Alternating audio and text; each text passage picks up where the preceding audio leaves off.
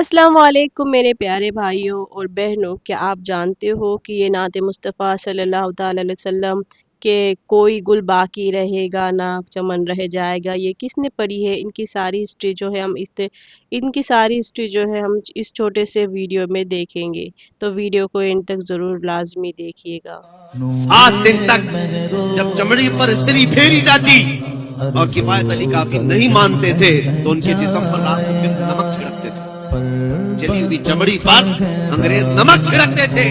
8 दिन के बाद उन लोगों ने चौराहे पर लाकर किफायत अली काफी को फांसी पर चढ़ाया।